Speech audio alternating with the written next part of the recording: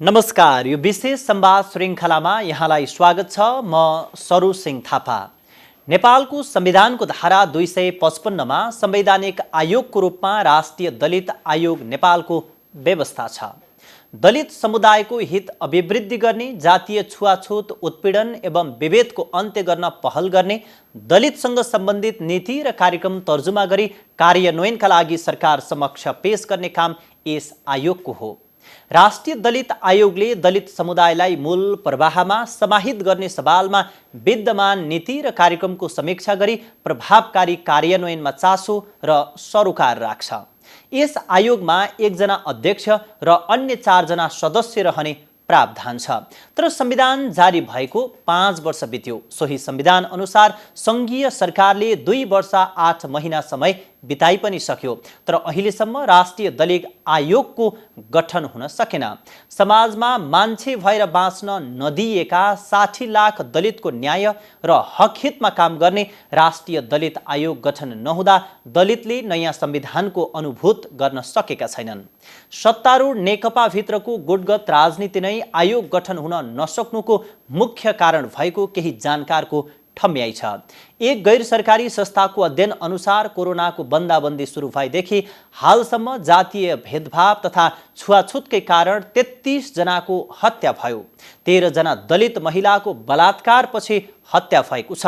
7 महिनाको यो अवधिमा जातीय भेदभाव, छुवाछुत र जातीय अपमानका कारण 117 वटा घटना भएका छन्।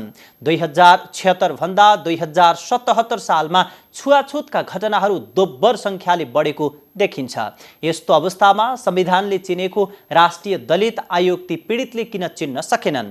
यति लामो समयसम्म आयोगमा पदाधिकारीको नियुक्ति किन हुन सकेन?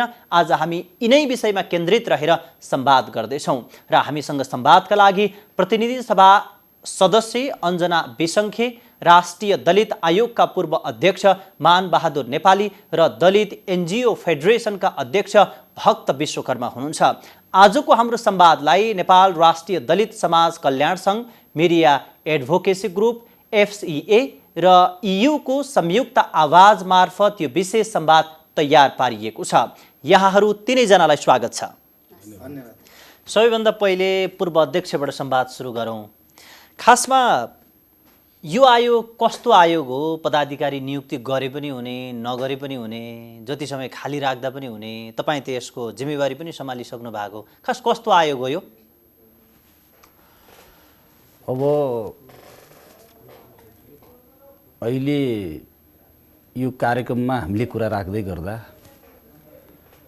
स्वाभाविक रूपमा देशमा करिब 40 लाख भन्दा बढी जनसङ्ख्या भएको समुदायलाई, त्यो राज्यद्वारा लामो समयदेखि उत्पीडन, सामाजिक रूपमा उत्पीडन बेहोरेको समुदायलाई बेहोर्ने सबै प्रकारका असमानता, विभेदलाई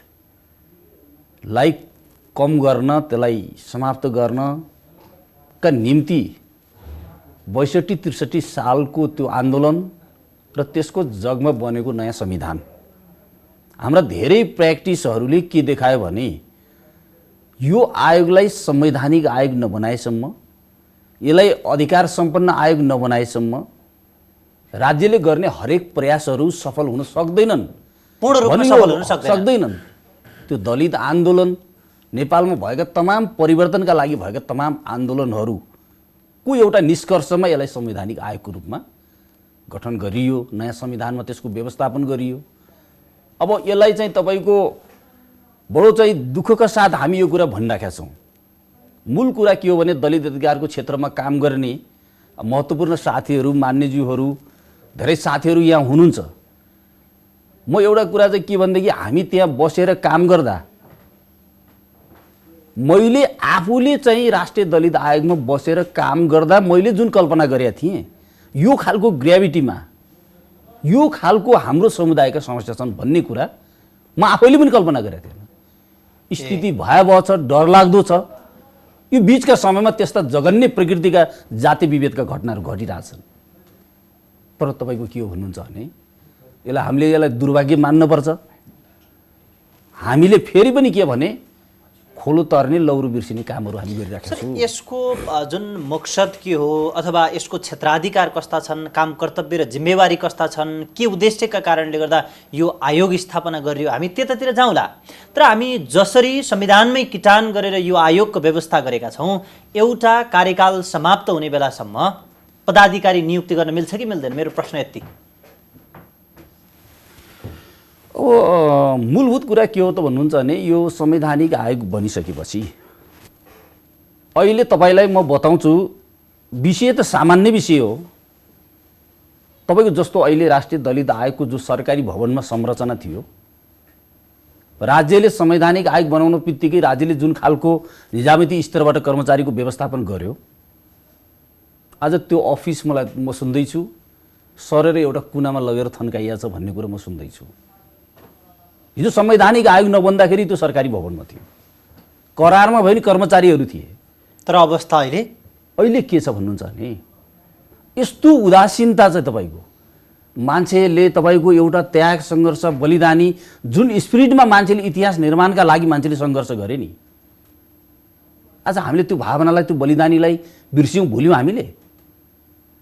महिला आयोग र राष्ट्रिय दलित आयोग भनेको तपाईँको सबैभन्दा तपाईँको प्रायोरिटी बेसमा हेर्नुहुन्छ भने सबैभन्दा बढी उत्पीडनका घटनाहरू घट्ने र सबैभन्दा अपमान सहेको समुदायलाई लक्षित बनाइएर मैले अरू आयोगलाई मैले मिनिमाइज गर्न खोजेको होइन।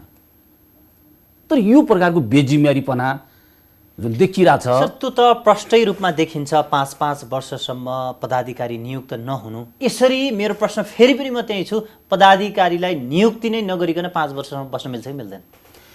त्यो अब तपाईँको के छ भन्नुहुन्छ भने मूलभूत कुरा के भने अब आवधिक निर्वाचनमा जनादेश जस्तो खालको रहन्छ। अब स्वाभाविक रूपमा सरकारमा सत्तामा भएका राजनीतिक दलहरूको बिचमा सन्तुलन कायम गरेर अब संवैधानिक भने तापनि हाम्रा यी खालका नियुक्तिका प्रोसेसहरू स्वाभाविक रूपमा पोलिटिकल्ली गाइडेड छन्। नेपालको परिवेशमा यसलाई लुकाउनु पर्ने कुरा नै केही कुरा छैन र उहाँहरूको बिचमा कहाँ के हिसाब किताबहरू मिल्न सकिरहेका छैन। तर पनि मेरो विनम्रताका साथ नेपाल सरकारलाई, सम्माननीय प्रधानमन्त्रीज्यूलाई, अब चाहिँ सबै दलित अधिकारकर्मी साथीहरूलाई म अनुरोध के गर्न चाहन्छु भने यो समुदायका जुन स्केलका समस्याहरू छन्, जुन प्रकारको जुन प्रकृतिका चाहिँ समस्याहरू यो समुदायले बिहोरिरहेका छ, तपाईँहरूले पोलिटिक्स अरू धेरै चिजहरू छन् जहाँ तपाईँले पोलिटिक्स गर्न सर, तपाईँले भन्न खोजेको कुराको म आशय बुझेँ। यो राजनीतिक दाउपेचका कारणले गर्दाखेरि पदाधिकारी नियुक्त हुन सकेन भन्ने उहाँको बटम लाइन छ। म सांसद अञ्जनासँग पुग्छु। अब उहाँले भन्नुभयो यसरी जुन ढङ्गको कल्पना गरेर आयोग बनाइयो, संविधानमा जसरी किटान गरियो, अहिलेसम्म 5-5 वर्षको समयावधिसम्म पदाधिकारी नियुक्ति गरेर राख्न मिल्दैन अरे। तपाईँ त्यही पार्टीको सांसद हुनुहुन्छ र तपाईँको पार्टीको सरकार छ, त्यो सरकारले किन चाहिँ पदाधिकारी नियुक्त गर्न सकेन?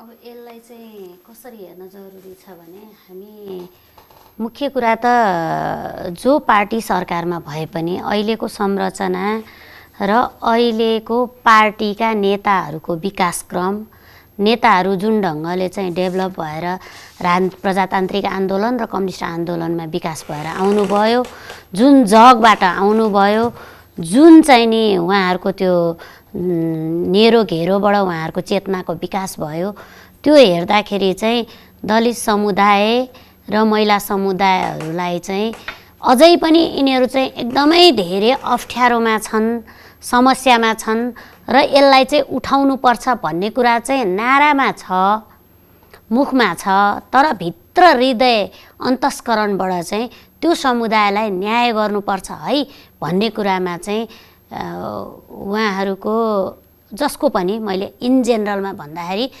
उहाँहरूको भित्री हृदयबाट चाहिँ त्यो पग्लिएर चाहिँ यसो गर्नुपर्छ भन्ने त्यो चेत विकास भएको छैन जस्तो लाग्छ। त्यसो भए उहाँहरूको चेतना अन्ततः त्यो मनस्थितिले नै यहाँनिर काम गरेको छ भनेर भन्दै गर्दा त्यसो भए अहिलेको नेतृत्व हामीले संविधानमै किटान गरेको यो सवालमा त्यति जिम्मेवार छैन भन्ने अर्थबाट हामी सोच्यौँ भने सत्य हुन्छ कि हुन्न?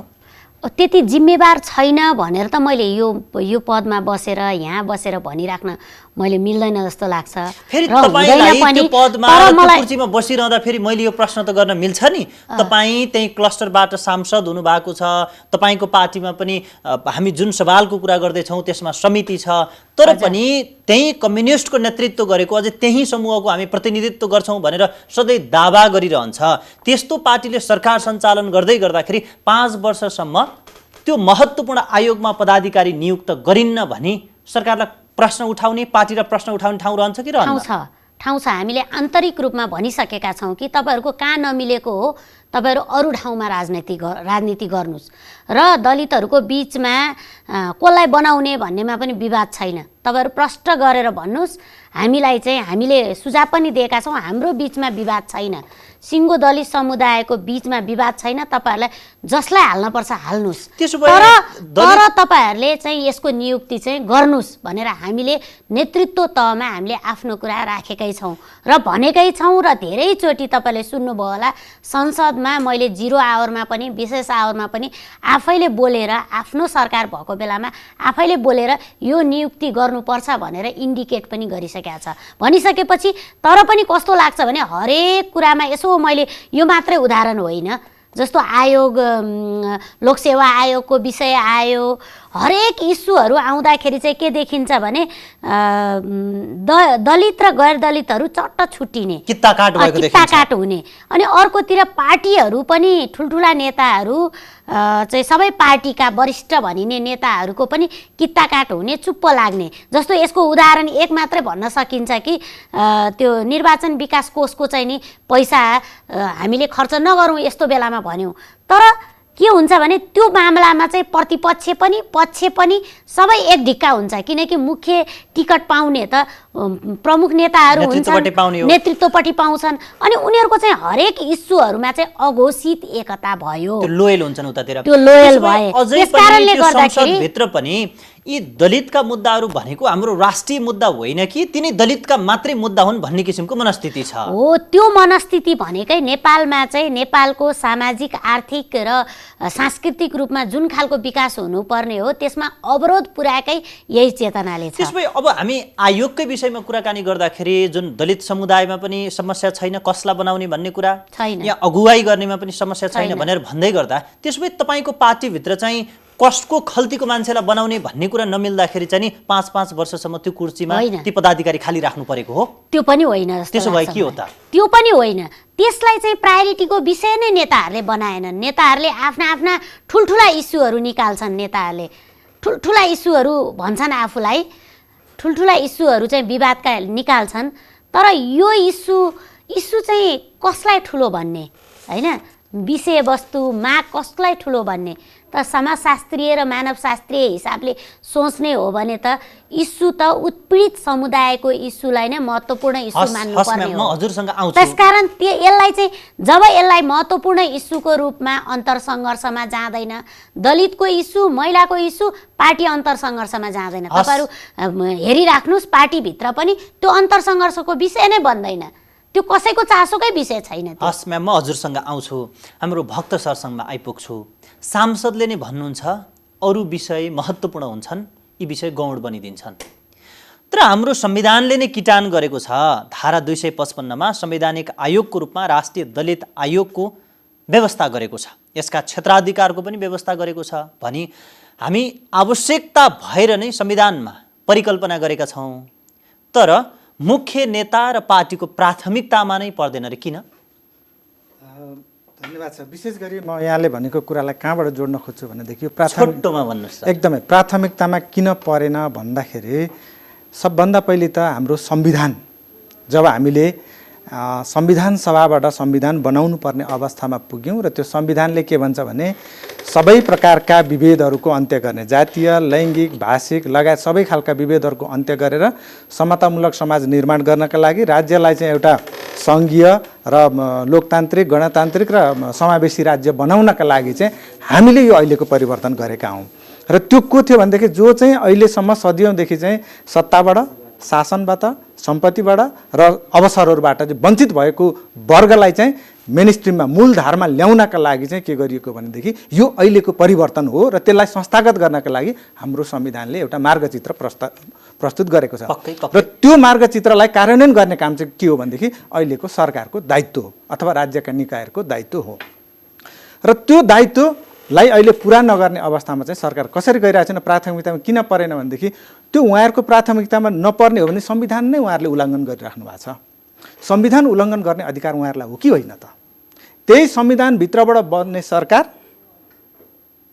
त्यही संविधानभित्रको चाहिँ हाम्रो संवैधानिक परिषद अनि त्यो संवैधानिक परिषदले चाहिँ गैर जिम्मेदार ढङ्गले आजका दिनसम्म 5 वर्षसम्म राष्ट्रिय दलित आयोगका पदाधिकारीहरू नियुक्ति नगर्ने अथवा त्यस्तै अन्य आयोगका पदाधिकारीहरू नियुक्ति नगर्ने यो संविधानको उल्लङ्घन हो कि होइन भने यो ढङ्गले आएको कारणले प्राथमिकतामा पर्नुपर्ने विषय चाहिँ को हो भनेदेखि दलितका मुद्दाहरू प्राथमिकता पर्नु पर्यो महिलाका मुद्दाहरू प्राथमिकतामा पर्नु पर्यो पछाडि परेका जनजातिका मुद्दाहरू प्राथमिकता पर्नु पर्यो होला भने ती प्राथमिकतामा जसलाई हामीले संविधान त प्राथमिकीकरण गरेर लिएर आयौँ र संवैधानिक आयोगको रूपमा बनायौँ त्यो नै सरकारको प्राथमिकतामा नपर्ने हो भने त सरकार नै अब के भयो भनेदेखि कसका लागि काम गर्ने त भन्ने अवस्था यो अहिले भनेको कुरा पृष्ठभूमिमा देखिएका समस्याका कुरा भए आखिर त्यही जनमत बोकेर त्यही संविधानको बाटोमा टेकेर संविधानभन्दा बाहिर जान त सक्दैन सरकार बनेको छ तर त्यही सरकारलाई तिनी मुद्दालाई प्राथमिकतामा किन राख्दैन के कारण के हो होइन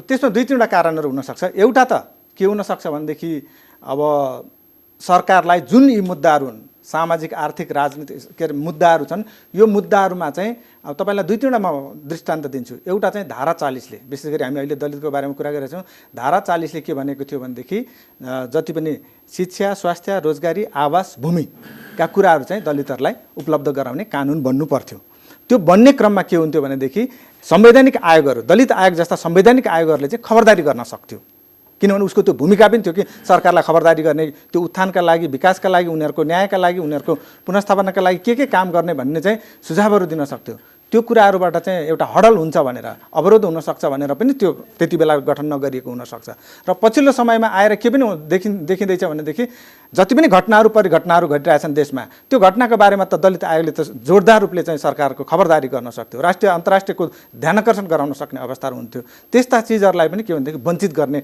एउटा कुचित नियतले पनि त्यो कुराहरू गरेको हुनसक्छ र साथसाथै अर्को के पनि हो भनेदेखि होला मान्यज्यूले भन्दाखेरि त्यो भित्र हाम्रो त्यो छैन भन्ने खालको कुरा तर हुनसक्छ जसले नियुक्ति गर्नुपर्ने हो नियुक्तिकर्ताहरूको आफ्नो मान्छे नभएको कारणले किन यहाँ त राम्रा मान्छेको त कुनै कदर छैन नि त यहाँ त हाम्रा मान्छे चाहिएको छ सबैलाई भने राम्रा मान्छेहरू भए पनि हाम्रा मान्छे नपाएको कारणले नभएको कारणले अथवा त्योसँग कुनै कारणले नमिलेको कारणले नगरिएको पनि हुनसक्छ होइन होइन भनेदेखि त्यसो भए सर हाम्रो सांसद म्यामसँग म पुग्दाखेरि अब तपाईँले त्यसो भए तपाईँको नेतृत्वलाई तपाईँको त हामी सबैको संसद हो संसदलाई र सरकारलाई चाहिँ अहिलेसम्म कति पटक आयोगमा पदाधिकारी नियुक्त गर भनेर झकझकाउन कति पटक पुग्नु भएको छ जवाफी प्रतिक्रिया के हुन्छ उनीहरुको पटक जस्तो झकझकाउन भनेर व्यक्तिगत रूपमा जाने कुरा भएन यो व्यक्तिगत विषय पनि होइन हामीले चाहिँ सदनबाट 0 आवरबाट विशेष के अरे समय लिएर मैले अघि पनि भनिसकेँ 3-4 चोटि त म आफैले भनिसकेँ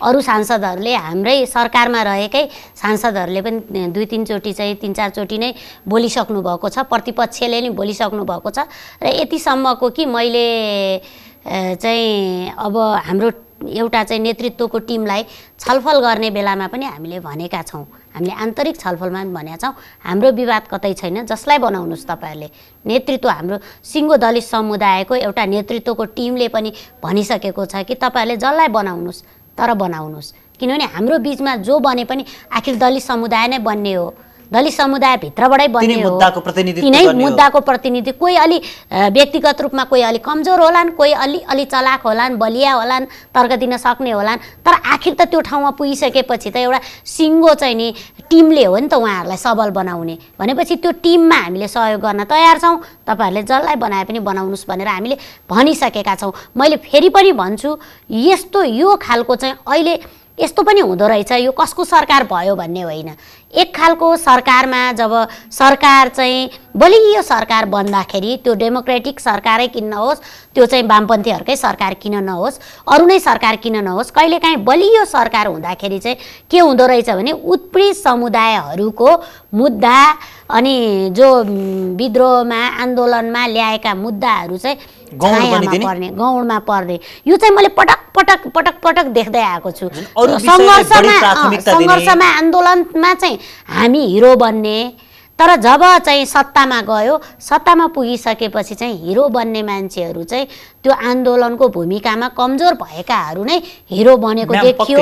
यो चाहिँ के हो त भन्दा इन जेनरलमा मैले भनेको यो सैद्धान्तिकृत गर्दा भनेको यो नेपालको कम्युनिस्ट आन्दोलनमा, नेपालको प्रजातान्त्रिक आन्दोलनमा सत्ता सञ्चालनको प्रक्रियामा देखिएका नकारात्मक प्रवृत्तिहरू हुन्।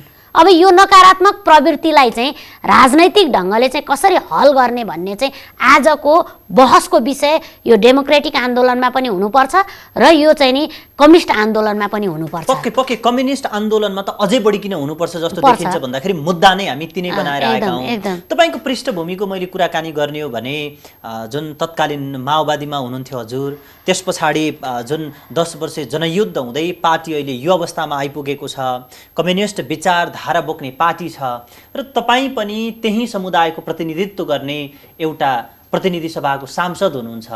संविधानले किटान गरेको एउटा आयोगमा पदाधिकारी पनि नियुक्त गर्न नसक्दा त्यो जुन वर्गको त्यो समुदायको अगुवाई गर्दा मैले कति गर्न सकेँ अथवा मैले कति गर्न सकिनँ भनेर मनमा कस्तो हुन्छ? होइन, यस्तो हुँदो रहेछ। अहिले चाहिँ मलाई के फिल हुन्छ भने मैले राजनैतिक आन्दोलनमा एउटा नेतृत्व त गरेँ, साङ्गठनिक हिसाबले त नेतृत्व गरेँ, तर राजनैतिक रूपमा सत्तामा हलचल ल्याउने र सत्ताका मूल नेतृत्वहरूलाई नै चाहिँ खबरदारी गर्न सक्ने स्तरको नेतृत्व म बनिनछु। मेरो यो लिमिटेसन रहेछ भन्ने कुरा अहिले मैले बुझिराखेको छु। त्यसकारणले गर्दा मलाई अहिले के भइराखेको छ भने मेरो यति क्षमताले, यति कामले मेरो पुगेको छैन। अब मैले यो कामलाई बढाउनु पर्छ कि मैले 3 ठाउँमा काम गर्नुपर्ने रहेछ। एउटा वैचारिक काम, दोस्रो त्यो मुद्दाको काम हो, त्यसलाई सैद्धान्तिकृत गर्न जरुरी छ। दोस्रो भनेको साङ्गठनिक ढङ्गले मैले मजबुत हुन जरुरी रहेछ। तेस्रो भनेको चाहिँ मैले के हो त भन्दा त्यसलाई संश्लेषण गरेर एउटा इनर स्ट्रगलमा मेरो पनि भूमिका देखाउनु पर्ने रहेछ र म जुन समुदायबाट आएँ त्यो समुदायको नेतृत्व अब आम रूपमा त्यसरी मैले गर्न सकिनँ भने अब चाहिँ यो चाहिँ हाम्रो आन्दोलनको यो चाहिँ एउटा लिमिटेसन हो, हाम्रो आन्दोलनको एउटा चाहिँ सीमा हो। त्यो सीमालाई अबका नेताहरूले धेरै क्रस गर्न सक्दैनन्, मैले गर्नुपर्छ भनेर बुझिरहेको छु मैले अहिले। म हाम्रो पूर्व अध्यक्ष मानबहादुर सरसँग पुग्छु। अहिले देश विषम परिस्थितिमा पनि छ। यो कोभिडको समयमा विभिन्न किसिमका जातीय अपराधहरू पनि जोडिएका छन्, बलात्कारहरू भएका छन्, ज्यान मार्नेसम्मका परिस्थितिहरू भइरहेका छन्। यो संवैधानिक आयोगमा पदाधिकारी नियुक्त नहुँदाखेरि ती दलित समुदायले के चिज गुमाउनु पर्यो? सर, बुदागत रूपमा छोटकरीमा भन्नुहोस्। अब पहिलो कुरा के भनेदेखि भूमि सम्बन्धी ऐन आयो, अघि भक्तजीले पनि त्यो कुरा गर्नुभयो। संविधानमा दलित अधिकारमै के कुराको प्रबन्ध गरिएको थियो त भनेदेखि भूमि नहुनेहरूलाई ऐन बनाएर एकपटक जग्गा दिने, त्यो त बनेन। जति संविधानमा दलित अधिकारका नाममा तपाईँको चाहिँ भूमि, शिक्षा, स्वास्थ्य, रोजगारीसँग जोडिएका जे जति दलित अधिकारका कुराहरू थिए कानुनका रूपमा ड्राफ्ट गरेर संसदमा प्रवेश गर्न सकेन। अब अर्को कुरा के हो त भन्नुहुन्छ भने हामी चाहिँ तपाईँको यो विश्वभरिको महामारीको कारणले आर्थिक रूपमा हामी एउटा जर्जर परिस्थितिभित्र फस्दैछौँ, जाँदैछौँ। अब यसमा तपाईँले देख्नु भएको छ नेपालमा दलित समुदायको मुख्य समस्या नै के हो त भन्नुहुन्छ भने आर्थिक विपन्नता पहिलो समस्या हो, निसङ्कोच। र अब अहिले तपाईँले कल्पना गर्नुहोस्, राज्य भन्दैछ बडो लाजमर्दो तरिकाले राज्यका मान्छेहरू भनिरहेछन् यो साल तपाईँले बाटो नखन्दा के हुन्छ, यो साल तपाईँले पुल नबनाउँदा के हुन्छ। मान्छे बाँच्नुपर्ने कुरा पहिलो कुरा हो कि होइन? राष्ट्रियता भनेको यो थोरै यो भूगोल हो। राष्ट्रियता भनेको त यहाँ बस्ने मान्छेहरू हुन् नि। यो भूगोलमा मान्छे बसेनन् भने के राष्ट्रियता भयो? त्यसले गर्दा तपाईँको के भने सबैभन्दा विपन्न समुदाय राज्यले 2 बोरा चामल चाहिँ लकडाउन गरेको 2 महिनामा चामल बाँडेर आज तपाईँले करिब तपाईँको चाहिँ कोभिड सुरु भएको आज चाहिँ करिब वर्ष दिन पुग्न थाल्यो। ठाउँ ठाउँमा त्यहाँको प्रकृति हेरेर लकडाउनहरू भइराखेका छन्। मान्छेले रोजगारी गुमाइराखेका छन्। हुने खाने मान्छेलाई के खाउँ के लाउँ भन्ने परिस्थिति छ। तपाईँले कल्पना गर्नुहोस् तराईको चाहिँ मुसरहरू डोमहरूको अवस्था के होला जसले चाहिँ तपाईँको जससँग जोत्ने जग्गा छ श्रम बेचेर खाने श्रमशील चाहिँ समुदायका मान्छेको अवस्था के होला। दलित समुदायलाई त यो चाहिँ तपाईँको श्रम गरेर खाने समुदाय जसको आज चाहिँ तपाईँको ठुला ठुला चाहिँ उद्योग धन्दाहरू कल कारखानाहरू धराशयी भइराखेका छन्। एउटा कुरा त्यो। अर्को कुरा तपाईँको के हो त भन्नुहुन्छ भने हामीले असाध्य प्रकृतिका त्यस्ता रोगहरूको उपचार गर्न नसक्ने आर्थिक हैसियतमा छौँ हामी। तर आज चाहिँ तपाईँको कोभिड-19 का कारणले गर्दा आज चाहिँ मान्छेहरू चाहिँ तपाईँको चाहिँ आज चाहिँ तपाईँको के भन्नु कोभिडका कारणभन्दा नन कोभिडका कारणले धेरै मान्छेको ज्यान गइराखेको छ जसले तपाईँको के हुनुहुन्छ भने रोगभन्दा ठुलो भोग बनिसक्यो मान्छे यो कारणले। अब आज तपाईँले गुमाउनेको कुरा हेर्नुहुन्छ भनेदेखि नेपालका गरिबहरूले नेपालका दलितहरूले नेपालका उत्पीडित मान्छेहरूले पहिलो कुरा के हो त भन्नुहुन्छ भने आर्थिक रूपमा भोगले बाँच्ने अधिकार गुमाइराखेका छन्। त्यो कसैले उठाइदिनेवाला छैन। तपाईँले सडक पेटी गल्ली तपाईँले गाउँ बस्ती सारा तपाईँले हेर्दै जानुभयो भनेदेखि आज चाहिँ उच्च वर्गका मान्छेहरू धनाढ्य मान्छेहरू त्यसबाट मध्यम वर्गमा झर्लान्। तर विपन्न गरिब मान्छेहरू त अब कटौरा थापेर सडकमा आउने भन्दा ठाउँै छैन नि। त्यसले गर्दा तपाईँको यो कुरा गुम्यो। मान्छे सरकारमा पुग्यो तर सरकारमा पुगिसके पछाडि उसले मान्छे देखेन। सर म तपाईँसँग आउँछु, म भक्त सरसँग जान्छु। उहाँले यो यस्तो विषम परिस्थितिमा आयोग नबन्दाका समस्याहरू के छन् भन्ने कुरा त उठान गर्नुभयो। त्यो एकदम कठिन अवस्था छ। हामी जो जगजाहेर नै छौँ, सरकार त्यसप्रति संवेदनशील बन्नै पर्छ। नीतिगत तहको कुरा गर्ने हो भने संविधान आएको 3 वर्षभित्र मौलिक हकका कानुनहरू बनाउनु पर्ने थियो। तर त्यो समयमा कानुन बनाउँदाखेरि आयोग निष्क्रिय अवस्थामा अथवा पदाधिकारी नहुँदाखेरि दलित समुदायले गुमायो के? गुमायो के भनेदेखि एउटा त अघि पनि मैले सुरु गरेका थिएँ। अब पक्कै गुमायो होला एकदमै। जस्तै त्यही धारा 40 कै कानुनहरू बन्दाखेरि त्यहाँ दुईटा कुराहरू, एउटा कुरा चाहिँ त्यहाँ शिक्षा स्वास्थ्य रोजगारी आवास भूमिका कुराहरू सम्बन्धीका ऐनहरू बन्ने कुराहरू एउटा थियो र त्यो बन्दाखेरि जनतासँग समुदायसँग चाहिँ छलफल गरेर सरकारवाला समुदायसँग चाहिँ कन्सल्टेसन गरेर बन्ने भन्ने खालको कुराहरू थियो। तर त्यहाँ के गरियो त्यति बेला राष्ट्रिय दलित आयोग पनि गठन गरिएन, राष्ट्रिय दलित आयोग पनि छैन त्यहाँ। अनि सरकारवालाहरूलाई पनि के गर्ने त्यो मौका दिएन र 11th होइन कि 12th आवरमा लिएर त्यो ऐनहरू चाहिँ बनाउने कामहरू गरेर जसले चाहिँ त्यो धारा 40 को मकसदलाई पुरा गर्ने गरी ऐन बनेको छैन, ऐन आएको छैन। त्यसले गर्दाखेरि त्यो सबभन्दा ठुलो घाटा हो दलित समुदायका लागि। र त्यस पछाडि अर्को कुरा आयोग नबन्नका कारणले अर्को के भयो भनेदेखि मैले फेरि पनि भन्दैछु आयोगले देशव्यापी रूपमा जसरी अहिले लकडाउनको बेलामा मान्छे लगभग 137 भन्दा बढी मान्छेहरू मरिसकेको अवस्थाहरू छ जुन जातीय विभेदका कारणले र त्योसँग सरोकार राख्ने कारणले चाहिँ अहिले मरेको अवस्थाहरू छ जुन कि एकदमै ठुलो पिक्चर हो यो। किन यति छोटो समयमा यति धेरै यो कारणले मरेको अवस्थाहरू होइन भने त्यस पछाडि भोकले इभन खान नपाएका कारणले मान्छे मरेको अवस्थाहरू रह्यो, उपचार नपाएका कारणले मान्छे मरेको अवस्थाहरू भनेपछि यो सबै कुराहरूमा चाहिँ के हुन्थ्यो भनेदेखि जसरी अहिले मानवाधिकार आयोगले माथिल्लो लेभलबाट एउटा ओभरसी गरिरहेको छ, सरकारलाई खबरदारी गर्ने काम गरिरहेछ, त्योभन्दा पनि जोडदार रूपले दलित आयोगले गर्ने अवस्थाहरू थियो। त्यो चिजहरू चाहिँ सरकारसँग आवाज त पुर्याउन सक्थ्यो, त्यो कुराहरू गुम्यो। र साथसाथै त्यति मात्र नभएर अहिले अन्तर्राष्ट्रिय कानुनहरूको अब्लिगेसनका कुराहरू छन्, त्यो कुराहरूमा चाहिँ दलित आयोगलाई क्याटेगोरिकली अधिकार दिएको छ कि ती चिजहरूमा चाहिँ के गर्ने भनेदेखि आफ्ना धारणाहरू सुझावहरू चाहिँ सरकारलाई दिने र त्यो चाहिँ अन्तर्राष्ट्रिय जगतमा पठाउने। जस्तै हामीले युपिआरको कुराहरू गरेका छौँ, युनिभर्सल पिरियडिक रिभ्यूको कुराहरूमा दलित आयोगले खास भूमिका खेल्न सकेन किनभनेदेखि त्यहाँ पदाधिकारी नै छैन। त्यस पछाडि गएर अहिले आर्थिक सामाजिक तथा सांस्कृतिक अधिकार सम्बन्धीका दस्तावेजहरू के अरे त्यसको रिपोर्टहरू बुझाउनु पर्ने अवस्थाहरू भएको छन्, सरकारले बुझाउनेछ। त्यसमा आफ्नो सुझावहरू नागरिक तथा राजनीतिक अधिकारका मुद्दाहरूको उसको रिपोर्टहरू बुझाउनु पर्ने अवस्थाहरू छन्, त्यसमा कुनै पनि भूमिकाहरू राख्न सकेको अवस्थाहरू छैन। त्यति मात्र त राखेन कम्तीमा अनुगमन गर्ने, मोनिटरिङ गर्ने, घटना घटेका ठाउँको अनुगमन गर्ने र त्यसको विरुद्धमा विज्ञप्तिसम्म जारी गर्न सक्ने अवस्था छैन अहिले। त्यो अवस्था छैन दलित आयोगसँग भनेपछि आयोग हुनु र नहुनुको अहिले त यो किसिमले भन्नुहुन्छ भने त कर्मचारीको रूपमा त त्यहाँ छन् होइन, भवनका हिसाबले त सरकारले खोसिसक्यो, अहिले भर्खरै खोसिसकेको अवस्थाहरू छ।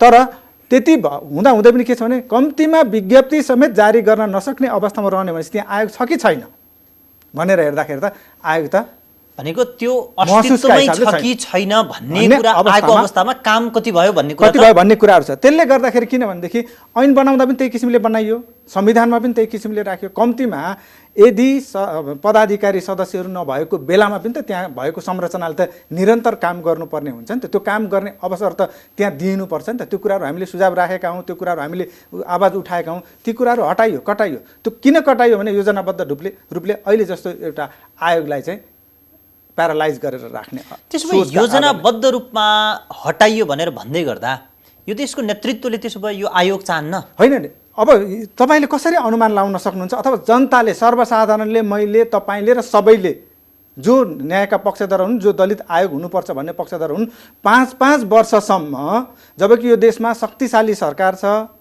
5 वर्ष त एउटा कार्यकाल सकिने समय हो। 1 वर्षको अब सरकारको कार्यकाल सकिने बेला, नयाँ चुनाव हुने बेला आउँदैछ। आयोग नै सरकार आउने बित्तिकै गठन गरेको भने 1 कार्यकाल सकिने बेला भइसकेको अवस्थाहरू छ भने यति बेलासम्म पनि नगर्नु भनेपछि सरकारमा बस्ने मान्छेहरूको मानसिकता दलित आयोग बनाउने छ, महिला आयोग बनाउने छ भनेर हामीले कसरी अनुमान गर्ने? त्यसो भए प्रधानमन्त्री केपी शर्मा ओली नेतृत्व भनेको त आजको दिनमा त प्रधानमन्त्री नै हो, उहाँले नै देख्ने हो। हजुर भनेको प्रधानमन्त्री केपी शर्मा ओली त्यसो भए दलितका मुद्दामा असहिष्णु हुनुहुन्छ? होइन, अब त्यो जति पनि अहिलेका घटना परिघटनाहरूले, जति पनि अहिलेका यो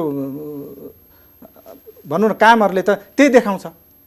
हामीले आरोप लाउनु पर्ने कुरा त होइन भनेदेखि कुनै पनि हिसाबले ल अहिले त के भनेदेखि संवैधानिक परिषदको फुलफिल भएको छैन भन्ने कुराहरू होला अथवा कुनै बाहनाहरू होला, के होला। तर हिजो जति बेला गर्नु पर्थ्यो, किनभनेदेखि परिवर्तनको सुरुवात त त्यहाँबाट गर्नुपर्ने हो नि त। हस्, म तपाईसँग त्यो नभएको कारणले के हुन्छ भनेदेखि हामीलाई के अनुभूति भएको छ, जनतालाई के अनुभूति भएको छ भनेदेखि सरकार दलितहरूको मुद्दामा दलित आयोग गठन गर्ने विषयमा संवेदनशील छैन। हस्, त्यो चाहिँ अहिलेको मान्यज्यू जस्तो सरकारले 2075 भदौमा संवैधानिक आयोगमा पदाधिकारी नियुक्त गर्न सूचना प्रकाशन गरेर आवेदन लिइसकेको अवस्था छ। संवैधानिक आयोग, मधेसी आयोग, थारू आयोग, मुस्लिम आयोगहरू गठन भइसकेका छन्। तर महिला आयोग, दलित आयोग र आदिवासी जनजाति आयोग गठन हुन सकेका छैन अहिलेसम्म। यी आयोगका पदाधिकारी हुन दिएका आवेदनहरू पनि संवैधानिक परिषदमा थन्किएर बसेका अवस्था छन्। तर अरूमा चाहिँ पदाधिकारी नियुक्त भइसकेको छ। यो परिस्थिति किन सिर्जना भयो? तपाईँ त बुझ्नुहुन्छ होला नि। होइन, मैले अघि पनि भनिसकेँ, यसलाई मैले सैद्धान्तिकृत गरिसकेँ कि समस्या यहाँनिर छ भनेर। मैले अघि पनि भनिराखेको छु, यो कुरालाई पटक पटक दोहोऱ्याउनु पर्ने जस्तो भयो। मैले व्यक्तिलाई इङ्गित गर्ने भन्दा पनि, कुनै व्यक्ति विशेषलाई इङ्गित गर्ने भन्दा पनि यो यस्तो प्रवृत्ति देखा पर्यो कि उत्पीडित समुदायहरूको बारेमा सोच्ने कुरा, चिन्तन गर्ने कुरा, त्यो चिन्तन गर्ने शासकहरूले चिन्तन गर्ने जो स्वभाव छ, त्यो चिन्तन गर्ने प्रक्रिया चाहिँ रहेन। चिन्ता यहाँनिर छ। त्यसकारणले गर्दाखेरि पनि मैले भनिरहेको छु कि हामीले आफ्नै पार्टीभित्र पनि लडाइँ लड्नुपर्ने बेला भयो, सबैले आफ्नै पार्टीभित्र पनि र पार्टी बाहिर पनि हामीले चाहिँ संयुक्त ढङ्गले लैजानुपर्ने भयो। मैले एउटा मात्रै उदाहरण के दिन्छु भने, जस्तो योभन्दा अगाडि एउटा हाम्रो चाहिँ दलको बैठक बसेको थियो। त्यो दलको बैठकमा मैले भने कि अब हामीले, मैले यो खुलासा गर्न नहुन्थ्यो कि हुन्थ्यो, त्यो आफ्नो ठाउँमा छ। मैले के भने अब हामीले चाहिँ समितिको बैठकमा छलफल गर्न जाँदाखेरि, संसदीय समिति विभिन्न समितिहरू हुन्छ, त्यो समितिमा चाहिँ हामीले ऐनहरू आउँदाखेरि हामीले आफैले पनि विभिन्न चाहिँ फरक ढङ्गले त्यो दर्ता गराएका हुन्छौँ। कतिपय चाहिँ ऐन संशोधनमा हामीले त्यो दर्ता गराउँदाखेरि एउटा बहसको सिलसिलामा गइन्छ। अनि त्यो समितिमा मैले पटक त्यो मिटिङमा मैले भने, महिलाहरू जति नेपाली कङ्ग्रेस भए पनि, पूर्व चाहिँ नि नेकपा भए पनि, सबै पार्टीहरू महिला जति एक ठाउँमा, पुरुष जति एक ठाउँमा, दलित सांसद एक ठाउँमा, गैर दलित सांसदहरू एक ठाउँ। यो किन भयो? यो भनेको के हो भने विचारको खडेरी भनेको हामीसँग त कुनै पार्टीसँग त विचारै रहेनछ नि त। कुन विचारको लिड गर्ने त? विचारै रहन्छ कि हामीलाई वैचारिक ढङ्गले स्याक गर्नु पर्यो भनेको तिमीले यो नबोल, अहिले तिमीहरू चुप लाग भन्न पर्यो। हामी त्यही अनुसारको चाहिँ नि पार्टीभित्र लडाइँ लड्छौँ। होइन भने चाहिँ फेरि जुन खालको चाहिँ नि शासकीय चाहिँ चिन्तन भएका विगतमा शासकीय स्वरूप अन्तर्गत जन्मिएकाहरूले जुन ढङ्गले पितृसत्तात्मक सोच, ब्राह्मणवादी सोच होइन त्यो जो आइराखेको छ भित्रबाट गर्दिन भने पनि आइरहेछ उनीहरूको दिमागबाट, त्यो दिमागबाट हटाउनको निमित्त त कि त पार्टीले लबिङ गर्नु पर्यो। यो नगर है, यो चाहिँ पार्टी विरोधी काम हो, यो हाम्रो नीति सिद्धान्तले दिँदैन, ऐतिहासिक द्वन्द्वात्मक भौतिकवाद मार्क्सवादले यो कुरा दिँदैन भनिदिनु पर्यो। त्यो भनिदेऊ र चाहिँ एउटा अनुशासनमा राख, विचार मर्यो भनेर हामीले भनेका थियौँ। कारण किन त भन्दाखेरि यही हो, किनकि हामीले एउटा वैचारिक जगबाट पार्टी बनाएका हौँ सबैले। डेमोक्रेटिक पार्टीले पनि एउटा विचारको जगबाट सबैले पार्टी बनाए एउटा विचारको जगबाट। त्यो विचारभित्र सामाजिक, आर्थिक, राजनैतिक हरेक कोणबाट त्यहाँ चाहिँ विश्लेषण हुन्छ र त्यही अनुसारको सेटलमेन्ट हुन्छ। एउटा सिङ्गो पार्टीमा कन्सेप्ट पेपर तयार भइसकेपछि एउटा आइडियोलोजी बन्छ र त्यो आइडियोलोजीले चाहिँ जब जित्छ त्यसपछि त्यो सिङ्गो एउटा विधान बनाएर चाहिँ पार्टीले लिएर आउँछ र त्यो विधान अन्तर्गत पार्टीले जित्यो भने त्यो चाहिँ राज्य सत्तामा त्यो विधानलाई युटिलाइज गर्ने हो, भनेको त्यो विधानलाई चाहिँ पारित गराउने हो कानुन बनाएर। जब आफू बहुमतमा छ तब त्यो कानुन चाहिँ पारित गराउनुपर्छ उसले भनिसकेपछि त्यो प्रक्रिया एउटा सेट सिक्वेन्स छ नि। जब त्यो कानुन पारित हुन्छ त्यसपछि कतिपय जनता त आखिर ब्राह्मणवादी सोच भएका पनि जनतै हुन् अनि ब्राह्मणवादको विरुद्ध लड्ने पनि जनतै हुन्। जनताको त एउटा लेयर हुन्छ, पितृसत्तात्मक सोच मान्ने पनि जनतै छ, नमान्ने पनि जनतै छ। अब त्यो सोच मानेका जनताका विरुद्धमा त्यो हतियार प्रयोग गर्नलाई कानुन बनाउने हो र त्यो कानुन गएर लागू गराउने काम चाहिँ सिङ्गो राज्य सत्ताले हो। अब कुन कानुनलाई लागू गराउन खोज्छ त राज्य सत्ता? राज्य सत्ता कसको हो त भन्ने चाहिँ त्यहीँबाट इन्डिकेट हुन्छ, त्यहीँबाट बुझिन्छ कि हो। त्यसकारणले गर्दा यहाँनिर हाम्रो समस्या छ। यो समस्या वैचारिक समस्या हो भनेर मैले पार्टीमा भनेको छु। यो विचारको खडेरी हो।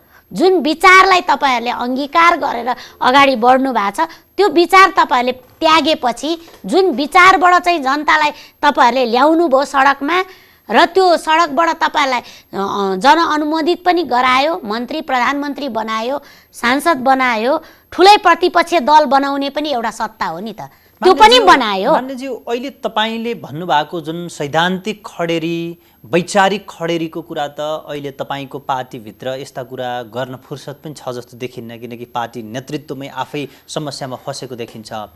यो तत्कालका लागि आयोगमा पदाधिकारी नियुक्त गर्नका लागि तपाईँहरू त सांसद हुनुहुन्छ, जनप्रतिनिधि हुनुहुन्छ, के गर्ने होला त? अब मैले चाहिँ के बुझेको भने अब जस्तो अहिले अब संसद चलेको छैन यो बिचमा होइन, संसद नचलेर पनि कतिपय अवस्थामा समस्या पैदा भइरहेको छ। एउटा कुरा त अब कोभिडले पनि हामीलाई सिँगै समस्याग्रस्त बनाएकै छ, अर्कोतिर फेरि हाम्रो पार्टी इनर स्ट्रगलले नेताहरूको चाहिँ ठुल्ठुलो नेताहरूको झै झगडाले पनि साना साना चिल्ला बिल्ला भएका छन्। यो समस्या त हामीसँग छ नै छ, यसलाई हल गर्नु नै पर्छ हामीले र हल गर्ने दिशामा पार्टी लाग्छ भन्ने लाग्छ। किनकि जनताको फेरि यो जनमतलाई नै बोकेको पार्टी हो, यो भूमिगत पार्टी पनि होइन, एक खालको सानो पार्टी पनि होइन, विचार निर्माण गरौँ भन्ने पार्टी पनि होइन। संसद यदि सुचारू रह्यो भने समस्या केही तहसम्म समाधान उन्मुख हुन्छ। संसद सुचारू भयो भने त्योभन्दा अगाडि नै हामी यसलाई अझ प्रयत्न गरिरहेका छौँ र संसद सुचारू हुनासाथ अब यसलाई हल गरेर जानुपर्छ भनेर चाहिँ हामीले एक ढङ्गले मनस्थिति बनाएका छौँ र इनर स्ट्रगल गर्ने नेताहरूले पनि यो उत्पीडित समुदायको विषय चाहिँ अलि बढी उठाइदिए हुन्थ्यो भनेर हामीलाई पनि लागिरहेको छ। संसद खुल्यो भने धेरै कुरा समाधान हुन्छ। म तपाईँसँग फेरि आउँछु। पूर्व अध्यक्षज्यू, अहिले जुन कर्मचारीको तहबाट आयोग चलिरहेको छ, सरकारले जुन कार्यालय पनि खोस्यो भनेर यहाँले गुनासो गर्दै हुनुहुन्थ्यो भनी अहिलेको यो परिस्थितिमा आयोगले गर्न सक्छ चाहिँ के, गर्न सक्दैन चाहिँ के गरेर बसेको छ त आयोग? आयोग छ न त छ, अस्तित्वमा त छ आयोग। अब यसमा चाहिँ तपाईँको के हो भन्नुहुन्छ भने पहिलो कुरा त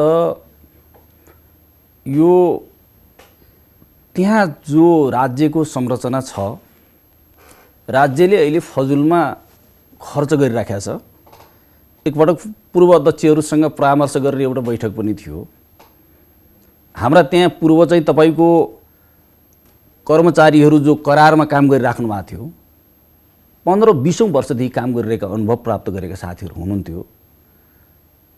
मलाई लाग्यो बडो अनौठो लाग्यो। मान्यज्यू पनि त्यो कुरा गर्दै हुनुहुन्छ। अब जस्तो के त भन्नुहुन्छ भने दलितको कुरा दलितले नै उठाउनु पर्ने, दलितले नै लड्नु पर्ने जुन मनोविज्ञान छ नि, मानसिकता छ नि, विद्यमान छ समस्या समाजमा। सरकारको सचिव त्यहाँ हुनुहुन्थ्यो, उपसचिवहरू छन् र कुहिरोमा हराएको काग जस्तो कुरा गर्छन् ती मान्छेहरू। मैले एउटै कुरा उनीहरूलाई सुझाव के दिएँ भनेदेखि यो तपाईहरू यो चाहिँ यो अनावश्यक ढङ्गले यो चाहिँ यो खरिद बिक्री संसार के आयोगका नाममा गाडी घोडा संसार जे कामहरू तपाईँ गरिराख्नु भएको छ, भक्तजी पनि त्यो कुरा गर्नुभयो। हामीले राष्ट्रिय दलित आयोगले जुन चाहिँ तपाईँको प्रेस विज्ञप्ति गर्ने कुरा हो, त्यो त तपाईँहरू गर्न सक्नुहुन्छ नि हाम्रो मद्दतबाट। मैले त्यो कुरा मैले सचिवलाई भने। अर्को कुरा तपाईँले के गर्न सक्नुहुन्छ भने पूर्व कर्मचारीहरू 2-3जना मान्छे लिएर तपाईँले कामको सुरुवात कहाँबाट गर्ने भन्ने कुरो त तपाईँले बुझ्नु पर्यो नि त्यो कुरा। त्यो खालको अन्यलता त्यो देखिन्छ। अब तपाईँले भनेको कसरी काम गर्ने भन्ने मेसो भाँती छेउटुपो केही भेटाउँदैन छैन। यो तपाईँको के भन्नुहुन्छ भने हामीले त यो क्षेत्रमा धेरै लामो समयदेखि हामी हेरिराखेका छौँ, नजिकबाट यो कुरालाई हेरिराखेका छौँ। अब हिजो विकास समितिहरू, राष्ट्रिय दलित आयोग यसले कल्पना गरेका चाहिँ तपाईँको संरचनाहरू, यसको कार्यान्वयनको अवस्थाका बारेमा हामीले तल तपाईँको ग्रास लेभलमा भन्दा नि सिंहदरबारभित्र बस्ने मान्छेहरूलाई यो कुराबाट उनीहरू अनभिज्ञ छन्। पुलिसको मान्छे अनभिज्ञ छ, सिडिओ अनभिज्ञ छ, गृह मन्त्रालयको मान्छे अनभिज्ञ छ। जो मान्छे दलित समुदायका लागि यस्ता कानुन ऐनहरू बनेका छन् भन्ने कुराहरू समेतको इन्फर्मेसन छैन तिनी मान्छेहरूलाई। यो कुरा रह्यो। अब गर्न सक्ने र नसक्ने भन्ने कुरा के हो भन्नुहुन्छ भने तपाईँले कुनै पनि आयोगको पदाधिकारी नआउने अवस्थामा जनरल र नर्मल कुराहरू जो चाहिँ तपाईँको नियमित रूपमा चाहिँ अफिस सञ्चालनका प्रयोजनका लागि गरिने सामान्य कामहरू, प्रक्रियाका कुराहरू, सामान्य प्रक्रिया प्रोसेसका कुराहरू तपाईँ यो नै ड्युटी पुरा गर्न सक्नुहुन्न भनेदेखि ल ठिक छ, बोर्डले गर्नुपर्ने कतिपय नीतिगत निर्णयका कुराहरू होलान्, उनीहरूसँग एक खालको आन्दोलनको उनीहरूसँग एक खालको दृष्टिकोण उनीहरूसँग रहन्छ। स्वाभाविक रूपमा राज्यको एउटा चाहिँ तपाईँको कार्यान्वयन गर्ने हो ब्युरोक्रेट्सहरूले, त्यसको असजिलो त होला।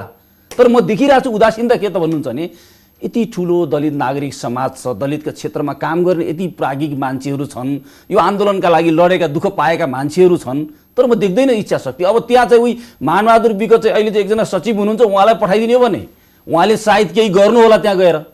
अब बाँकी मान्छेहरूको मनोविज्ञान यो हो। अर्को कुरा के भनेदेखि मैले म्याडमले जुन कुरा उठाइराख्नु भएको छ नि, जस्तो यो वैचारिक खडेरीको कुरा जुन म्याडमले गर्नुभयो, यस्तो सङ्कट यस्तो खालको कुरा उहाँले जुन कुरा गर्नुभयो, तर एउटा कुरा म चाहिँ के भन्छु भन्नुहुन्छ भने म्याडम हेर्नुहोस्, मान्यज्यू म चाहिँ यो कुराहरूलाई रिक्वेस्ट चाहिँ म के गर्न चाहन्छु भनेदेखि इतिहासमा अब हामीले कसैलाई दोष दिने ठाउँ नै कतै छैन। राजाले हुँदैन, राणाले हुँदैन, फलानो चाहिँ पञ्चायतले हुन दिएन। तपाईँको चाहिँ यत्रो बलियो सरकार छ, तर प्रश्न के हो त भन्नुहुन्छ भने यसले के गर्दैन भन्नुहुन्छ भने गणतन्त्रको मामलामा, सङ्घीयताको मामलामा, यो परिवर्तनका मामलामा नेपालमा भएका डेमोक्रेटहरू र लेफ्टिस्टहरू सबै एकै ठाउँमा छन्, एउटै ढुङ्गामा छन्। यसले त्यो पार्टीलाई नोक्सानी होइन कि यो समग्र आन्दोलनको उपलब्धिलाई समाप्त गर्छ यो कुराले। पक्कै पक्कै। त्यसले गर्दा तपाईँको के कुरा होइन त भन्नुहुन्छ भने वैचारिक खडेरीको कुरा त तपाईँको एउटा सामान्य चाहिँ प्राइभेट कम्पनीहरू चाहिँ एकीकरण हुँदा पनि त्यसका न्यूनतम बहसहरू त्यसका साधारण मापदण्डका कुराहरू हुन्छन्, साधारण सदस्यहरूले जानकारी पाउँछन् भने यति विशाल पार्टीमा एकता हुँदा कुनै प्रकारको वैचारिक छलफल बिना पार्टीमा एकता भयो र त्यसपछि गएर तपाईँको सारा ध्यान राज्यमा तपाईँको यत्रो महामारी छ। यो हामीले अहिले जे जति कुराहरू संविधानको कार्यान्वयनको कुरा तपाईँ कल्पना गर्नुहोस् त, स्थानीय तहको निर्वाचन के सजिलो कुरा थियो? राज्यलाई पुनर्संरचना गरेर यो 700 उतिवटा चाहिँ गाउँ नगरपालिकाहरू निर्माण गरेर त्यो स्थानीय तहको निर्वाचन गर्ने कुरा कम जटिल कुरा थियो? गर्न चाहे त हुँदो रहेछ नि त। स्थानीय सरकार चाहिँ तयार भएको इच्छा शक्ति नै आजको सबैभन्दा ठुलो समस्या हो। मैले सबै कुरा के देखिरहेको छु त भन्नुहुन्छ भनेदेखि तपाईँको चाहिँ राष्ट्रिय निर्वाचन वा संविधान जारीको बेला पनि हामीले कुरा देख्यौँ। यो वैचारिक कुरा भन्दा नि मैले एउटा कुरा के हो त भन्नुहुन्छ भने दुनियाँलाई झुक्क्याउनका लागि त्यसलाई चाहिँ तपाईँको अनावश्यक तरिकाले वैचारिकरण गर्ने काम कोसिस नगरौँ। मान्छेलाई भ्रममा राख्ने कुरा, जीवनमा खालि तपाईँको सपनाको कुरा मात्रै होइन नि। सर म एकदमै अन्त्यमा छु, गर्ने चाहिँ के त?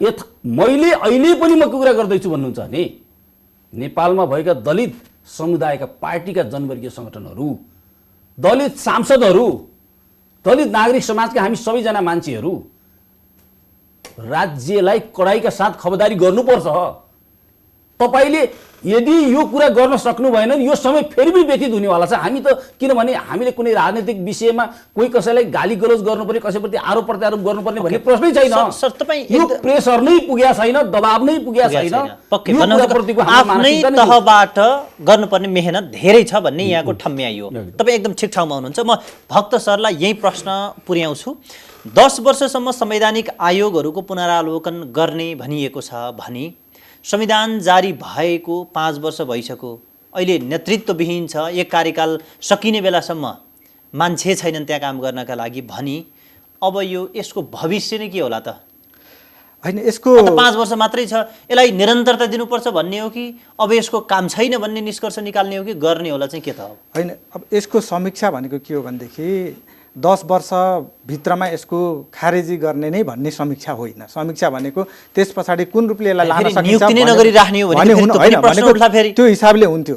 तर अहिलेसम्म त नियुक्ति नै भएको छैन, कामै गरेको अवस्थाहरू छैन र के का लागि आयोग गठन गरिएको भन्ने त्यसको त पृष्ठभूमि छ नि त, लामो पृष्ठभूमि छ। त्यो पृष्ठभूमिलाई फर्केर हेर्नुपर्ने हेरेकै अवस्थाहरू छैन भनेपछि अब त्यो त एउटा पाटो छ।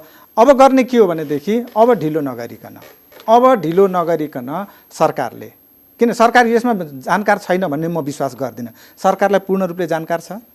सरकारलाई केही अप्ठ्याराहरू परेका होलान्, कुनै कारणले गर्दाखेरि तत्काल गर्न नसकेको अवस्थाहरू होला, तर अब ढिलो नगरिकन अब अविलम्ब रूपमा चाहिँ यसलाई गठन गर्नुपर्छ, यसलाई फुल फ्लेज काम गर्न दिनुपर्छ र काम गरिसके पछाडि 10 वर्ष अथवा 15 वर्ष कति वर्षसम्म यसको समीक्षा गरेर भोलि यो आयोग नचाहिन सक्ने अवस्थाहरू पनि आउन सक्छ कालान्तरमा। किन यो देशमा सधैँभरि आयोगै भएर शासन चलेको पनि त होइन नि त। एउटा बिन्दुमा आएर आयोग बनेको छ, अर्को बिन्दुमा गएर आयोग नभएर काम गर्ने अवस्थाहरू पनि आउन सक्ला। तर आजको रियलाइजेसन, यो संविधानको रियलाइजेसन, अहिलेको कुरा के हो भनेदेखि यहाँ त्यो आयोग आवश्यक चाहिँ छ, त्यसले चाहिँ काम गर्नुपर्छ र त्यो काम नीतिगत रूपमा काम गर्नुपर्छ, संरचनाका हिसाबले काम गर्नुपर्छ, समुदायको उत्थान र विकासका लागि काम गर्नुपर्छ, राष्ट्रिय र अन्तर्राष्ट्रिय समन्वयका लागि काम गर्नुपर्छ र समग्रतामा मानवाधिकारको सुनिश्चितताका लागि काम गर्नुपर्छ भनेर जब महसुस गरेर यो आइसके पछाडि यसलाई पूर्ण रूपले फुल फ्लेज रूपमा काम गर्ने अवसर सिर्जना गर्नुपर्छ र त्यसका लागि